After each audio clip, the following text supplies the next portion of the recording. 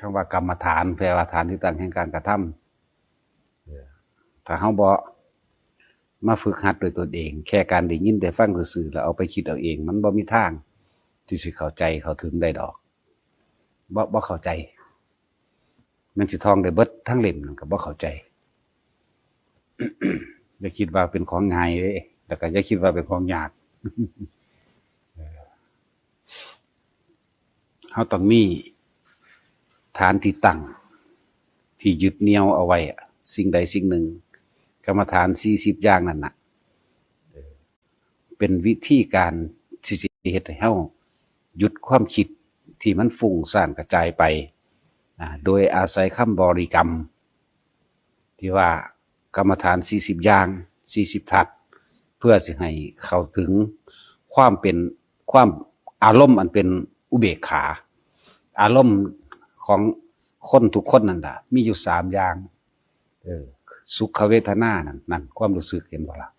สุขเวทนาทุกขเวทนาและก็อุเบกขาเวทนาเพิ่นก็เลยให้มีคำว่ากรรมฐาน40อย่างเพื่อสิให้เข้าไปอยู่ในความรู้สึกที่มันเฉยๆได้สักก่อนเพราะว่าความรู้สึกของคนกับความคิดของคนตั้งแต่ตื่นขึ้นมามันสิคิดหาผู้นั้นผู้นี้วิ่งหาความสุขนั่นเองวิ่งแล่นหาสุขเวทนาคิดไปหาผู้นั้นคิดไปหาผู้นี้ตอนเช้าจนยันค่ำเลยล่ะก่อนที่สินอนก็คิดอยู่หั่นก่อนที่สิหลับบ่แม่นก่อนที่นอนคิดเรื่องนั้นนอนคิดเรื่องนี้ส่งความรู้สึกนึกคิดไปสุขไปทุกข์กับผู้อื่นเบิดไปสุขไปทุกข์กับสัตว์เลี้ยงสุขทุกข์กับสิ่งของทรัพย์สมบัติสุขทุกข์กับไปสุขไปทุกข์กับสิ่งที่ยังบ่มีไปสุขไปทุกข์กับสิ่งที่มีอยู่แล้วก็คือกันมีแต่ความดิ้นรนแสวงหาฉะนั้นคำว่ากรรมฐานนี่จึงว่าฐานที่ตั้งแห่งการกระทำคำว่ากระทำนี่เพิ่นเอาจิตเจตนาในการกระทำเฮาจึงมีหลักยึดอาศัยอานาปานสติรู้ลมหายใจเข้าออกนี่ก็เป็นหลักยึดและเกิดอาการปีติเกิดขึ้นแล้วเฮาเอามาเป็นคำว่าอุเบกขาเวทนาความรู้สึกอันนี้เป็นความรู้สึกที่ยังกลางๆอยู่เพราะว่ารอการกระทบบ่แม่นรอล่ะแต่เป็นคำเว้าซื่อๆมีเมื่อมีความกระทบกันอันเกิดขึ้นแล้วถ้าคนบ่อยู่ในความเป็นกลางๆความรู้สึกที่เป็นกลางๆหรืออุเบกขาเวทนาตัวนี้มันสิบ่ฮู้จักมันสิบ่จักเปรียบบ่จักเทียบคำว่าสุขเวทนาหรือทุกขเวทนาเนี่ยเวลากระทบกระทั่งซึ่งกันและกันนั่นแหละ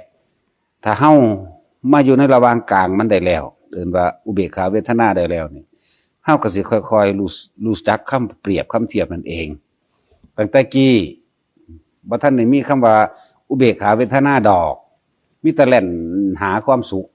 แล่นหาทรัพย์สมบัติแล่นหาเพื่อสิได้สมจิตสมใจปรารถนาเจ้าของเองนั่นแหละมันเลยบ่ฮู้จักเมื่อเฮามามีจิตตั้งมั่นในตัวนี้ในอุเบกขานี้เฮาจึงจะเห็นได้บัดนี้โดยหลักของเฮาเองก็คือเอาลมหายใจเข้าหายใจออกแล้วก็เพิ่มเติมขึ้นมาด้วยเอาอาการปิติซึ่งเป็นจุดนิ่มๆนวลๆอยู่ในระหว่างกลางหน้าผากเรียกว่าจุดอุณาโลมถ้าว่าปิติมันหลายอย่างถ้าว่ามาเป็นเครื่องยึดไว้ซะก่อนยึดนี่ยึดในสิ่งเดียวเพื่อสิเห็นสิ่งอื่นๆที่เฮาเคยยึดมาก่อนยึดอีหยังล่ะยึดสุขยึดความได้มายึดลาภยศยึดสรรเสริญนั่นเองแต่ก่อนเฮายึดจริงเหล่านี้สิ่งที่เฮาบ่ปรารถนาก็คือทุกข์ก็คือความเสียไปก็คือความนินทากล่าวตูว่าร้ายพวกนี้เฮาบ่ยึดเด้แต่ว่ามันเป็นของติดกันอยู่ความได้ลาภความเสื่อมความยึดเอาความได้ลาภความเสื่อมลาภน่ะได้ลาภจังซี่บ่ได้ยึดอันความเสื่อมนี่มันไปยึดความได้อย่างเดียวมันเอาตั้งแต่4หน้า4ด้านถ้าเป็นตาก็ตาข้างเดียวเอาสุขเนาะเนี่ยคนเฮาปรารถนาความสุขลาภยศและความได้เนี่ย4อย่างนี่ความสุขบ่ปรารความทุกข์บ่ปรารถนาจักคนแต่ว่าก็ทุกข์คือเก่านั่นแหละ เพราะมันเป็นของติดกันอยู่ความเสื่อมลาภก็ไม่มีผู้ใดปรารถนาแต่ว่ามันก็เสื่อมมันของติดกันอยู่แน่ความนินทากล่าวตูใส่ร้ายก็ไม่มีผู้ใดปรารถนาก็มันมานำกันกับคำสรรเสริญนั่นมันเป็นสัตว์ความเสียไปได้สิ่งใดสิ่งหนึ่งมาแล้วบ่มีผู้ใดอยากเสียไปดอกแต่ว่ามันก็ต้องเสียไปเพราะว่ามันเป็นของติดกันอยู่ฉะนั้นเฮาจึงมีหลักยึดของเฮาเองแต่เฮาบ่เห็นหลักยึดตัวนี้เฮาสิบ่เข้าใจเลยเฮาสิบ่เข้าใจคำว่าโลกธรรม8เครื่องกระทบจิตใจให้หวั่นไหวเครื่องกระทบจิตใจให้เกิดความกังวลและเร่าร้อนเครื่องกระทบพวกนี้ให้เกิดอารมณ์ความรู้สึกที่พอใจและไม่พอใจ2อย่างคนเฮามีอารมณ์อยู่2อย่างถ้าบ่เขามาฝึกหัดภาวนานี่บ่ฮู้จักเลยว่าอารมณ์ความรู้สึกของคนมีอยู่3อย่างสุขเวทนาทุกขเวทนาเห็นบ่ติดกันแต่ว่าอุเบกขาเวทนานี่บ่ฮู้จักว่าสิเฮ็ดจังได๋บ่เข้าใจบ่เคยพบพ้อตื่นขึ้นมามีตั้งแต่แวดหาผู้นั้นหาผู้นี้แล่นหาความสุขกับความทุกข์อยู่หั่นแหละผู้ใดอารมณ์ค้างไว้ตั้งแต่ก่อนที่สิหลับค้างหยังค้างสมมุติว่าเครียดผู้นั้นสั่งผู้นี้นั่นแหละตื่นเช้ามามันก็ค้างต่อมันก็ไหลต่อเลยคิดพิจารณาต่อเลยเกิดความร้อนและกังวลนั่นแหละอารมณ์ความรู้สึกอันนั้นเกิดขึ้นอารมณ์ความรู้สึกนั่นแหละบอกว่ามันเป็นภพบุคคลที่มีความรู้สึกในความโกรธนิระยะคติภพนรกตอนนั้นจิตใจของคนผู้นั้นความรู้สึกของคนผู้นั้นไปเกิดในนรกแล้วเพียงแต่ว่าใจบ่ทันขาดตายออกจากร่างกายซื่อๆนี่ตายปั๊บมันก็ไปแบบนั้นเลยซึ่งว่าเพิ่นจังเทียบคำเว้าด้วยว่าจิตที่ไหนจังไปเกิดที่นั่นจิตอารมณ์ความรู้สึกหรือว่าจิตมโนวิญญาณมันก็ไปหั่นน่ะวิญญาณเป็นตัวรับรู้ความรู้สึกนั่นแหละรับรู้ความรู้สึกก็เลยไปเกิดในนรกนั่นเองไปถึงคนที่มีความพอใจในความอยากได้สิ่งใดสิ่งหนึ่งเราใคร่ครวญพิจารณาเฮ็ดจังไดกูสิได้ว่าแต่ได้มากูเฮ็ดจังสั่นกูเฮ็ดจังซี่อยากได้คิดหาอยากได้จังซี่นะหรือไปหลักของเขามาเรามีความกังวลว่ากูจะเอาไปเสี่ยงไว้ไสน้อก็สร้างอันนี้แหละถ้าใจขาดตอนนั้นเด๋เปรตอันนั้นน่ะถึงสั้นคนที่ลุ่มหลงมัวเมาในทรัพย์สมบัติลุ่มหลงก็คือว่ามีความภาคภูมิใจเหลือเกินเวลาได้สมมุติว่าถูกหวยถูกเลขเนาะโอ้ยมันสิเว้าลำพึงลำพันไปเรื่องฝันว่าจังสั่นฝันจังสี่ผู้นั้นให้ผู้นี้ให้จังสี่ดีใจปลื้มนั่นแหละความรู้สึกอันนั้นแหละนั่นแหละสัตว์เดรัจฉานเป็นสัตว์นั่นแหละมันเป็นคติอันนั้นไปตามนั้นความรู้สึกนั้นมีเอิ้นว่าหลงเนี่ยหลงคนที่มีความวิตกกังวลคิดอันใดก็บ่ลงตัวฟึดๆฟัดๆเอิ้นว่าวิตกอันนั้นอันนี้ก็บ่คักอันนี้ก็บ่คักเฮ็ดอีหยังก็บ่ดีเฮ็ดอีหยังก็บ่ลงใจพักไว้ในความคิดเสี่ยวเฮ็ดแต่ตายในอารมณ์นั้นเด้นั่นแหละอสุรกายเป็นจังซั่นเป็นผู้มีกายไม่สวยงามเพราะว่ามันปรุงแต่งจิตคิดจังซั่นก็บ่ลงตัวคิดจังซี่ก็บ่ลงตัวนั่นหลายอย่างนี่ให้โดยนัยยะเดียวซื่อๆแต่ว่าคำว่าอุเบกขาเวทนานี่นักภาวนาเท่านั้นจังสิรู้ได้ว่าเฮาจึงเอากรรมฐานที่ตั้งแห่งการกระทำอันอื่นมาเป็นเครื่องเกาะเครื่องยึดเครื่องเหนี่ยวเอาไว้ซะก่อนเฮาเนี่ยเอาลมหายใจเป็นที่ตั้งอยู่แล้วเพื่อให้เกิดอาการปิติขึ้นในระหว่างคิ้วหรืออุณาโลมนี่เป็นศัพท์ที่เฉพาะเฮาเอานำมาใส่กันซื่อๆดอกอุณาโลมกลางระหว่างขนคิ้วนั่นเองระหว่างการคิ้วตัวนี้สิเป็นตัวค่อยสังเกตค่อยพิจารณาเวลาความคิดไปถึงเรื่องนั้นไปถึงเรื่องนี้ความรู้สึกมันสิเกิดขึ้นเมื่อความรู้สึกเกิดขึ้นในความพอใจกับไม่พอใจ2อย่างนี่นั่นแหละสุขเวทนาและทุกขเวทนาเกิดขึ้นเหตุจังใดเฮาสิอุเบกขาเวทนาเฮาจึงหาวิธีตั้งจุดศูนย์กลางเป็นตัวรู้ซึ่งอุเบกขาเวทนานั่นเองตั้งไว้ในอุณาโลมนี่แหละตั้งไว้นี่ถ้าจุดอุณาโลมนี่หายไปรีบกลับมาที่ลมหายใจ เพราะว่าก่อนมันสิเกิดขึ้นเขาก็ต้องอาศัยลมหายใจอยู่แล้วอานาปานสติเขาสิเว้ารวมๆว่าเป็นผู้อยู่ในกายคือเก่านั่นแหละเพราะว่ากายในกายอันนี้ก็คือลมหายใจก็เป็นกายในกายอันหนึ่งกระดูกก็เป็นกายในกายอันหนึ่งนั่นคือเก่าเฮาสิพิจารณาอันใดอันหนึ่งในเรื่องของกายอาการ32มันก็เป็นกายในกายทั้งเบิดแต่วันนี้เฮาเอาอานาปานสติหายใจเข้าแล้วก็เฮามีคำบริกรรมพร้อมคำบริกรรมนี่บ่แม่นว่าคนเฮาสิมานั่งจับลมหายใจอยู่ทั้งสั่นเบิดมือเบิดเว้นจึงมีคำบริกรรมเอาไว้เป็นคำแทนคำคิดนั่นเองให้คิดพุทโธอยู่จังสั่นว่าส่วนมากปกติแล้วคนทั้งหลายนี่ตาเห็นหยังก็สร้างหูได้ยินได้ฟังเรื่องใดก็สร้างมันสิคิดไปน้ำเขาโดดฉะนั้นจงเอาคำนี้มาคมความคิดไว้ให้คิดอยู่ในอารมณ์เดียวความรู้สึกคำเดียวให้คิดอยู่ในความคิดเดียวคือพุทโธพุทโธพุทโธไปนั่นแหละแลนอยู่มันกับพุทโธได้แต่ว่าจับลมหายใจบ่ได้นั่นอาบน้ำอยู่มันกับพุทโธได้แต่ว่าจับลมหายใจบ่ได้นี่แหละจังว่าเฮาพยายามสิอยู่ในกายเฮาให้ได้นะเฮาพยายามที่อยู่ในกรรมฐานฐานที่ตั้งของการกระทำทั้งใจของเฮาให้มันอยู่ในอันเดียวอยู่ในอันเดียวทีนี้เฮาก็เลยฝึกแต่ละคนให้รู้จักคำว่าอยู่ในความรู้สึกอันเป็นอุเบกขาได้บ่เวลาใดมันคิดไปมันก็รู้สึกตัวเพราะว่าหยังอาการปิตินิ่มนวลอยู่ระหว่างกลางหน้าผากมันหายไปพร้อมเด้เวลาคิดถึงเรื่องนั้นเรื่องนี้เข้ามาปั๊บอ้าวไปแล้วพูดหายไปแล้วจิตบ่รวมเป็นหนึ่งแล้ว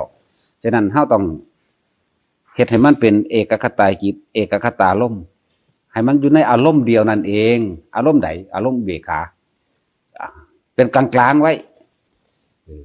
แล้วเฮาสิฮู้เองดอกว่าความคิดทั้งหลายมันก่อภพชาติแบบใดความคิดอันใดก็ตาม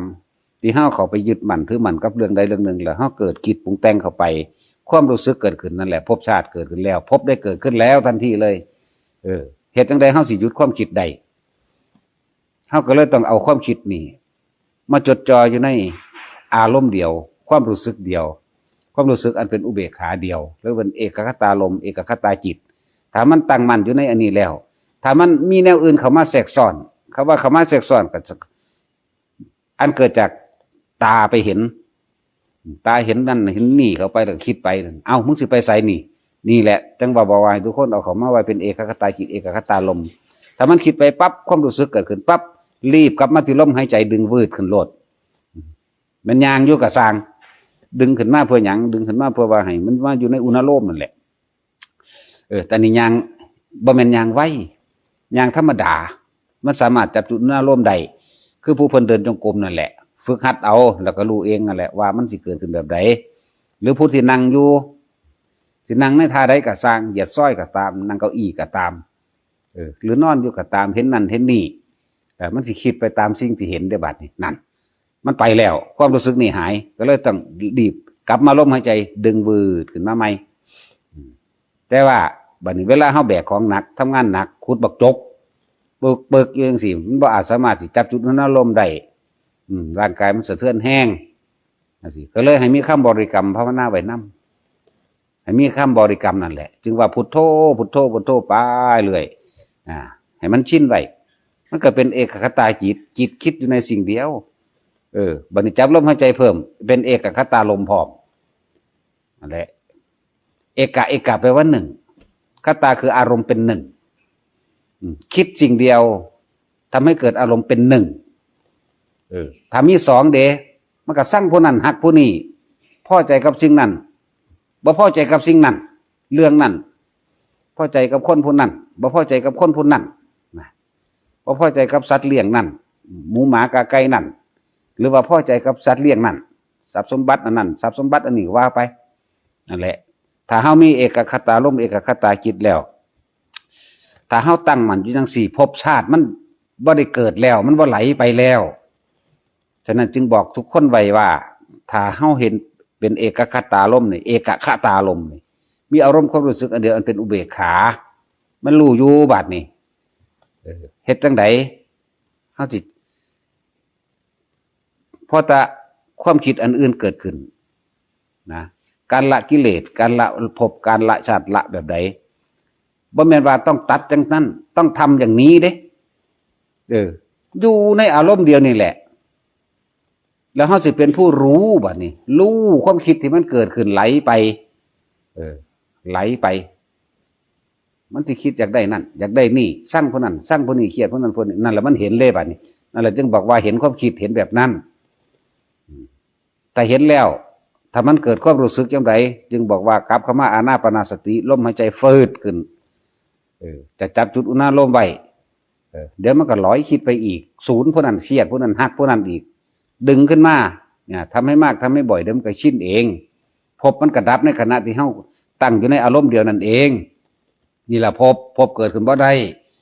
เพราะความรู้สึกบ่เกิดความรู้สึกพอใจแล้วบ่พอใจมันบ่เกิดมันอยู่กลางๆชินเข้าบัดนี้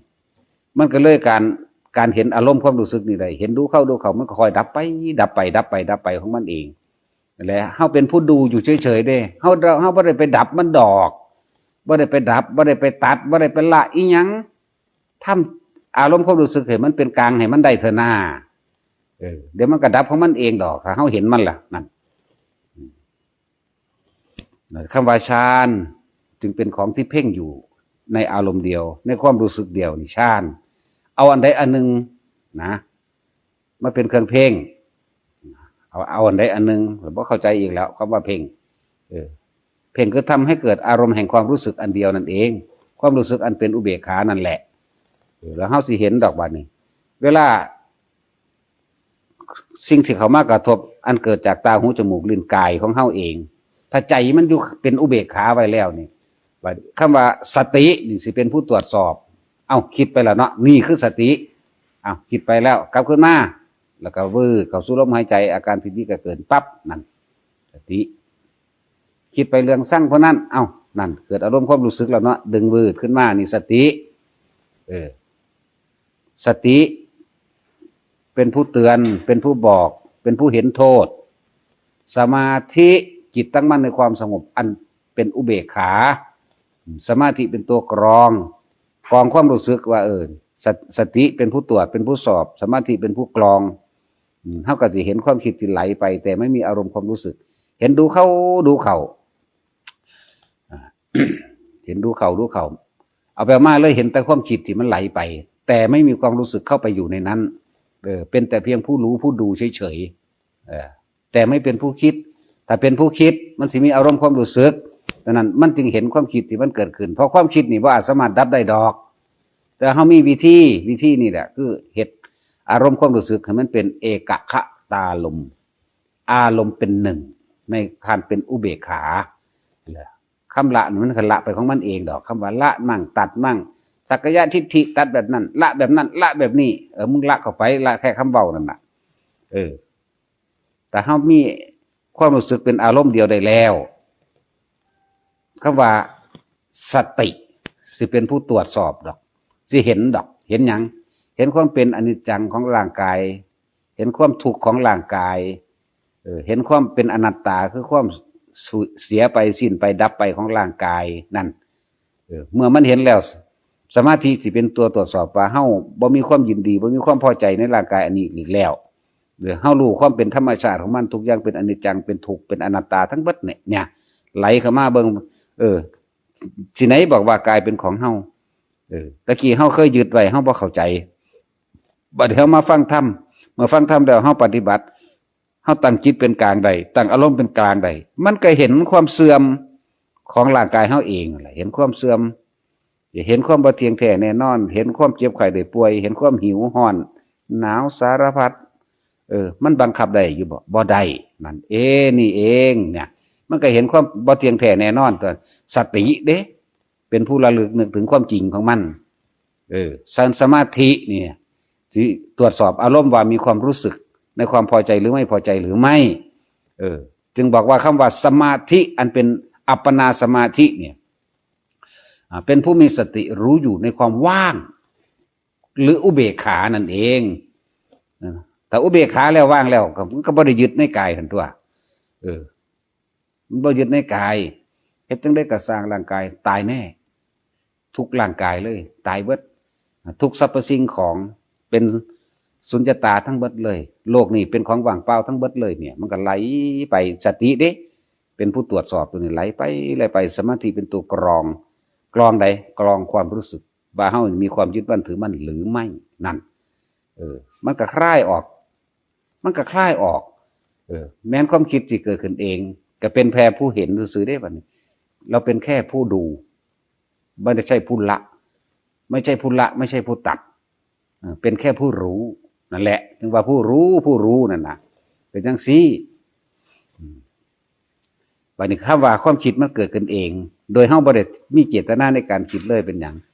สัญญาเกิดขึ้นส่วนมากสิสัญญาไหลไปเฮาก็เลยเห็นแต่เลยว่าถ้าสัญญามันเกิดขึ้นแล้วมันบ่มีเวทนาดิมันก็ดับตัวเพราะว่าเฮาบ่ได้คิดปรุงแต่งเพราะว่าสิ่งนั้นมันเกิดขึ้นมันเป็นสัญญาอารมณ์ความรู้สึกอันเก่าที่เคยผ่านมาไหลขึ้นและเฮาจึงบ่ได้คิดปรุงแต่งให้ในความอยากได้ดังใจได้บัดนี้ไม่มีความยินดีพอใจและไม่พอใจอยู่ในนั้นจึงเอิ้นว่าสัญญาเวทิจิตตานิโรธบ่แม่นการเข้าฌานเด้ถ้าเข้าไปอีกก็ยังว่าอีกแบบนึงสัญญาเวทิจะเวทยิตตานิโรธสมาบัติอันเขาเข้าฌานอันนั้นเขาเจ้าเข้าฌานธรรมดาผู้เพิ่นดับแล้วผู้เพิ่นสิ้นแล้วเพิ่นเข้าฌานให้ตัดคำว่านิโรธสมาบัติออกให้ตัดออกอันนั้นเป็นหยังถ้าเข้าฌาน4หรืออรูปฌาน4เพิ่นเอิ้นว่าสัญญาเวทยิตตนิโรธสมาบัติเพื่อหยังเพื่อระงับดับเวทนาทางกายใจเขาเจ้าบ่มีแล้วแต่ว่าความเจ็บปวดความป่วยความเป็นโรคกระดูกผุความเจ็บแห้งเขาเจ้าเลยเข้าไปดับความรู้สึกโดยทั้งกายมันขาดสูญสิ้นถ้าบ่ได้เข้าฌาน4ได้แล้วสิเข้าใจเองดอกเพราะมันว่างขาดจากร่างกายมันบ่มีหยังเลยว่างอย่างยิ่งว่างบ่มีหยังเลยอันนั้นนั่นแหละถ้าผู้ใดเข้าฌาน4เป็นแล้วจังเอาฌาน4นั่นแหละเอาความที่มันเป็นว่างๆแล้วมาเทียบใส่ตอนที่มันว่างทั้งๆที่บ่ได้เข้าหยังล่ะทั้งๆที่ตาดีๆหูดีๆอยู่นี่ล่ะอยู่กับโลกธรรมดานี่เห็นนั่นเห็นนี่ความรู้สึกมันเลยบ่เกิดขึ้นถ้าจะเทียบนะเทียบการเห็นของพระอรหันต์ทุกคนบ่ทันได้เป็นอรหันต์เฮาขี่รถไปนำทางเฮาเห็นเสาไฟเห็นต้นไม้เห็นธงหน้ากว้างไกลเห็นเสาไฟเห็นสายไฟเฮาก็สักแต่เห็นซื่อๆได้นั่นเฮาบ่ได้ไปคิดเรื่องเสาไฟเสานั้นสิร้ายหรืองามบ่ได้คิดเด้มันเลยบ่มีความรู้สึกกับสิ่งนั้นอันนั้นจึงว่าแค่รู้แค่เห็นแค่ดูแค่ได้กลิ่นเนี่ยแม้กระทั่งรสชาติอาหารที่กินเข้าไปนี่ก็รู้อยู่แต่ว่าบ่ติดเข้าไปพอใจหรือไม่พอใจหรือไม่ก็บ่มีก็รู้อยู่แล้วไปเทียบโดยเนื้อหยะนั่นเขาเจ้าว่างได้แบบนั่นทั้งที่ตาเมื่อนอยู่นี่แหละทั้งที่เห็นอยู่ทั้งที่เว้าปงเป้งอยู่นี่แหละบ่มีความยินดีพอใจกับสิ่งใดอีกมันเลยเห็นไปธรรมดาทุกคนเคยขี่รถผ่านเสาไฟก็แล้วกันนาเนาะคิดน้ำมันบ่สั่นเสาไฟที่เทเลอร์อยู่นั่นนะมันคิดไปเดี๋ยวนี้ก็บ่ได้คิดว่าสร้างมันหรือหักมันเลยในเสาไฟอันนั้นทุกคนเคยขี่รถมอเตอร์ไซค์หรือยืนอยู่ใดหลังเก๋งรถแบบนี้ลมมันวือใส่หูนั่นน่ะก็บ่ได้คิดน้ำลมมันได้ล่ะนี่คือการได้ยินมันบอกก็บ่ได้คิดน้ำลมได้ล่ะคุณคิดไปหาเรื่องใหม่ๆคุณคิดไปเห็นโอ้ยอีนั่นงามเนาะแต่ผู้คิดน้ำมันเห็นเขาเห็นนั่นเห็นเขาเห็นยังกันเฮ้ยน่ะเป็นเรื่องเป็นล่าอันนั้นอันนี้รถแล่นสวนไปผ่านมาสิอู้รถคันคืองามแท้หุ่นมันคิดไปพูนแต่ว่าหูนี่มันบ่คิดหูที่ได้ยินมันบ่คิดว่าบานพ่อใจล่มหรือบ่พ่อใจล่มนั่นแหละแบบนั้นถ้าว่าดับทั้งหูหยุดความคิดอันเกิดจากหูเป็นแบบนั้นมันหูยินอยู่ก็คือเห็นเสาไฟนั่นแหละตามันก็เห็นอยู่หูก็ได้ยินอยู่นี่เทียบเอาโดยนัยยะนี่เขาจะเป็นแบบนั้นแล้วเฮาจึงมีวิธีในการฝึกหัดปฏิบัติเฮาต้องทำอารมณ์ของเฮาเป็นอารมณ์เดียวได้สักก่อนเป็นกลางๆได้สักก่อนเป็นอุเบกขาได้สักก่อนบัดนี้เฮาสิจังสิเห็นมันดอกเห็นความคิด เห็นความรู้สึกที่มันเกิดความคิดกับเรื่องนั้นเรื่องนี้ความรู้สึกเกิดนั่นแหละพบเกิดขึ้นเกิดแบบนั้นจึงบอกว่าแต่ละคนปฏิบัติธรรมนั่นนะมันบ่ได้ไปตัดหยังดอกมันบ่ได้เป็นละแต่ว่ามันเป็นเห็นรู้เนี่ยสักแต่ว่ารู้นี่รู้เฉยๆแบบนี้นั่นแหละเป็นผู้รู้เป็นผู้ดูนั่นนะเฮาก็รู้อยู่เป็นทั้งสั้นก็ปล่อยไปบ่มีอารมณ์ความรู้สึกในความอยากให้ได้ดังใจบ่อยากให้เป็นบ่มีแต่รู้ดูในปัจจุบันนั่นแหละวิธีของเฮาจึงมีวิธีแบบนี้เป็นอย่างจังสอนจับจุดอุณาโลมกรรมฐานมีตั้ง40อย่างถ้าเอาอันใดอันหนึ่งมันเยอะแยะเฮาจึงเอาตัวนี้เป็นวิธีที่รัดสั้นที่สุดแล้วเด้แต่ผู้ใดจับจุดอุณาโลมได้รัดสั้นแล้วเด้นี่หมายเอาหม่องบ่มาเกิดเลยเด้นี่ถ้าผู้ใดตั้งมั่นเป็นอารมณ์เดียวใดนี่เอกคตาจิตเอกคตาลมใดนี่น่ะถ้ามันคิดเรื่องนั้นเรื่องนี้มึงสิคิดไปหยังนั่นสติบอกสติเจ้าของเองระลึกเอาเองแหละมึงคือบ่กลับมาหาลมหรอกก็กลับเข้ามาในลมกับอุณาโลมเป็นอันหนึ่งเดียวกันไปเรื่อยมันคิดไปอีกนี่ก็จับมาอีกให้มันอยู่อุเบกขาเองเฮ็ดไปเรื่อยๆทำให้มากทำให้บ่อยมันก็ชินตัวบัดนี้เมื่อมันชินแล้วมันก็บ่ค่อยคิดกับเรื่องนั้นเรื่องนี้เนี่ยถึงว่าคนภาวนาบ่ค่อยสุงสิงดอกเพราะเจ้ารักษาอารมณ์เขาเจ้าบ่ค่อยสุงสิงไปเว้าเรื่องนั้นเรื่องนี้ดอกถือผู้เขารู้แล้วเขาบ่อยากปากมากดอกบัดนี้ผู้เขารู้แล้วนะบ่แม่นแลนไปหาสอนพวกบ่รู้นี่อยากหาสอนเพราะว่าคำนวณเอาคาดคะเนเอาต้องอย่างนั้นต้องอย่างนั้นต้องอย่างนั้นลองแม่ลองขาดเบิ่งแม่มันบ่ศูนย์ขึ้นโลดมันบ่พอใจก็อีหลีนี่แล้วลองเบิ่งแม่วะลองเขามาด่าเบิ่งดูคือเขามาเว้าเฮาฟังอันฉันได้สกิทาคานีแล้วบอกอีห่ามึงว่าเด้อมึงเป็นศูนย์ว่าสั่นเห็นบ่สกิทาคาแม่มึงบ่แนวนั้นมันเป็นจังไดสกิเนาะนั่นแหละบางคนบ่ได้ว่าธรรมดาเด้ว่าฉันปล่อยวางหมดแล้วซั่นเอ้ยอีห่ามึงเฮาก็วางสิแล้วปล่อยวางจังไดเบิ่งได้ผัวมึงก็นั่งอยู่หั่นลูกมึงก็เล่นทวนๆอยู่ปล่อยวางบ่จังซั่นนะไปหั่นเด้มันบ่แม่นนะเว้าเล่นปล่อยวางมันต้องเห็นความคิดที่ไหลไปแต่ว่าบ่เป็นผู้คิดแค่เห็นซื่อๆหลายๆคนอาจจะมาพบพ่อใหม่ในการบ่เข้าใจว่าปกติแล้วคนเฮาคิดเรื่องใดก็สิมีอารมณ์ความรู้สึกกับเรื่องนั้นในความพอใจมั่งบ่พอใจมั่งแต่ว่าถ้าเฮานำธรรมะโดยเอกคตาจิตเอกคตาอารมณ์ความรู้สึกอันเดียวใดนี่แหละเฮาสิเห็นความคิดที่มันไหลไปจนว่างงก็มีเด้งงว่าเฮ้ยกูผิดหรือกูถูกเป็นธรรมดาเห็นความเกิดเห็นความดับของความคิดแต่ว่าเจ้าของบ่มีอารมณ์ความรู้สึกในสิ่งที่คิดนั่นเองมันก็เลยงงแน่กูถูกหรือกูผิดหรืออีหยังกันแน่นอนนั่นแหละให้ทุกคนมาอยู่ในอารมณ์เดียวให้มันได้อารมณ์นี้คืออารมณ์อันเป็นอุเบกขาเป็นหยังคือว่าอารมณ์ให้เอาความรู้สึกว่าพอใจกับบ่พอใจนั่นแหละมาเป็นเครื่องวัดอารมณ์ความรู้สึกโตพอใจก็ไปเกิดล่ะพอใจในทางบุญก็ไปเกิดแบบทางบุญพอใจในทางบาปพอใจในการสิไปฆ่าสัตว์ก็ไปเกิดตามฆ่าสัตว์นั่นแหละไปหานรกไปหาเปรตหาอสุรกายหาเดรัจฉานไปหั่นแหละ นั่นแหละคือความบ่รู้อวิชชาคือบ่รู้เฮาถูกปิดบังว่าตั้งแต่เฮาเกิดมาก็ถูกสอนกันให้ปรารถนาความสุขให้ดิ้นรนค้นขวายให้ได้ให้ดีให้มีให้เป็นทั้งสั้นจึงมีการเสี่ยมสอนกันหลายๆอย่างเพื่อว่าให้ไปพึ่งพาผู้อื่นก็มีด้วยการอาศัยสิ่งศักดิ์สิทธิ์นั่นเองถือผีเรียกว่าถือผีถือสางนางไม้เทวดาถือว่าพระอินทร์พระพรหมเป็นสิ่งศักดิ์สิทธิ์สิเสกนั่นนี่ให้เอาไปมาแล้วถือหอดพระพุทธเจ้าพระพุทธรูปว่าจะเป็นผู้เสกความสุขความสมหวังความสมปรารถนาให้ได้แล้วมันเลยออกนอกลู่นอกทางไปแล้วบ่ตรงกับพระธรรมธรรมนี่คือความจริงของชีวิตบ่ตรง นอกจากว่าผู้มาฝึกกรรมฐานผู้ได้ยินได้ฟังธรรมแล้วจังสิเข้าใจคำว่าธรรมะธรรมะเป็นความจริงของชีวิตบ่ได้เกี่ยวกับศาสนาซะโดยซ้ำไป บ่ได้เกี่ยวกับว่าศาสนานั้นจังปฏิบัติแบบนี้ได้ศาสนานั้นปฏิบัติแบบนั้นได้ศาสนาใดก็สร้างมันก็มีลมหายใจเดียวกันศาสนาใดก็ตามมันก็หิวข้าวหิวน้ำป่วยไข้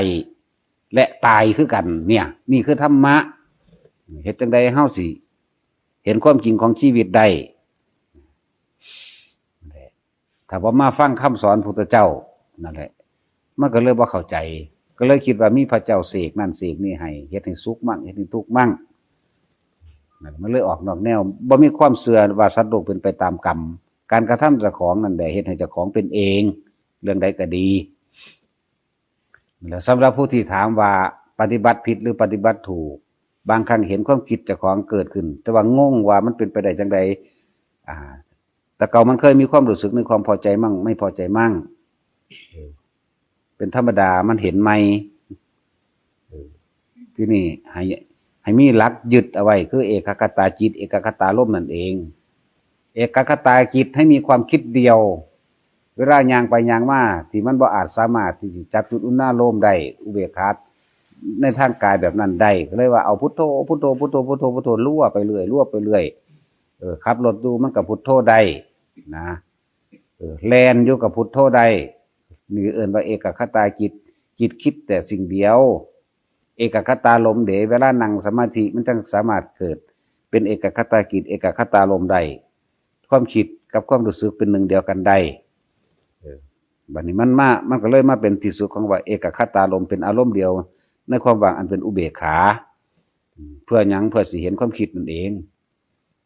เฮาเห็นความคิดไปเรื่อยของเฮาแต่ว่าเฮาบ่มีอารมณ์ความรู้สึกในความพอใจและบ่พอใจเพราะความคิดนั่นคือสัญญาขันธ์ที่มันก็ผุดขึ้นมาเป็นธรรมดาของมันเป็นความผุดขึ้นมา